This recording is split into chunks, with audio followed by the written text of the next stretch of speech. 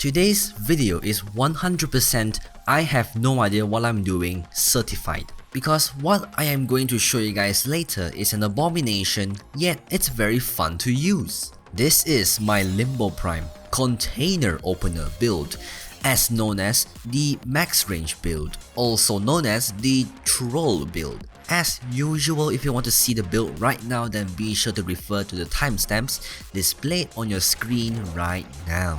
Now let me get this straight. Yes, this is a max range build. It's going to affect gameplay for other people. That is if you decide to use your third ability. But if you're going to bring this into a public session, I advise you not to.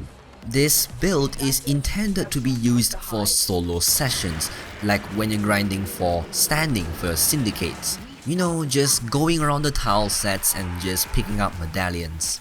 You can also use it to farm certain resources quickly and efficiently, depending on how you look at it and your RNG as well. So let's take a look at how we're going to use this build. It mainly revolves around the ability Cataclysm. Reason being, when you open up this big ass globe, it's going to deal damage towards enemies and containers. But here's the question, why?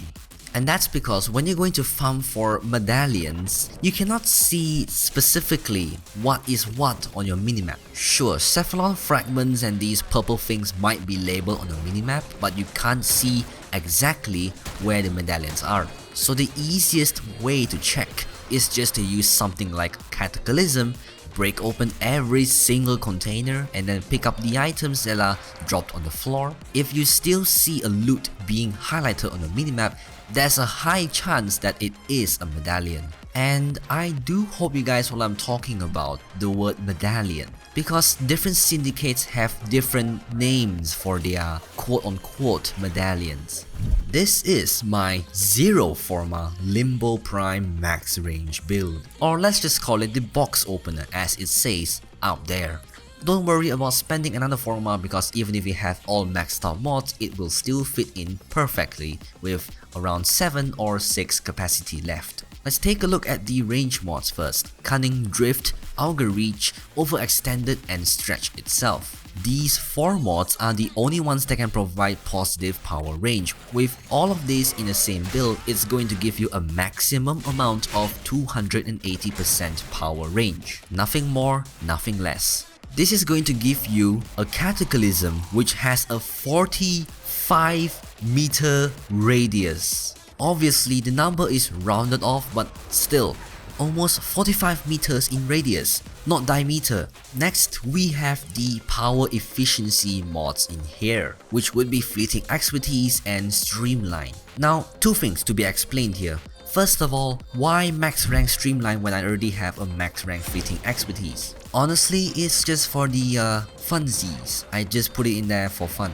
No particular reason actually. Of course, this is not recommended in other builds, but still, this is just a meme build, doesn't really matter. And secondly, the reason why we are using a max rank Fleeting Expertise is because I want to get as much power efficiency as possible. We are going to be spamming this ability over and over and over again.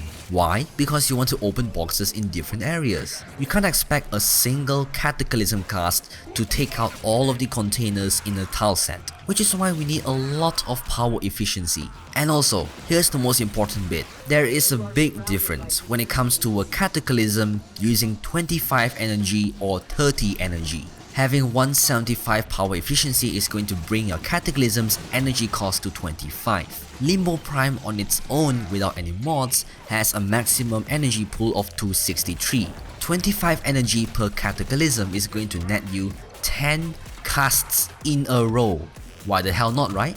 However, if your power efficiency is 170, your Cataclysm is going to take 30 energy to cast. So let's do the math. 263 divided by 30 is 8.7666. There is no way in this world that we're going to cast a 76% Cataclysm. Otherwise, we will get one that is 24% smaller, or maybe it's just made up of holes. Jokes aside, round off the numbers and you will get 8 casts in a row. The difference between 8 and 10 should be very obvious. I think I have gone a little bit too off topic there, So let's just jump back right onto the build and wrap it up. Another mod we have here is going to be Coaction Drift. This will improve your aura's efficiency and strength. Ever since this mod got released, I still have no idea what the hell does these two stats does until I Google searched it up like 5 minutes ago as I was doing this section of this recording. Apparently,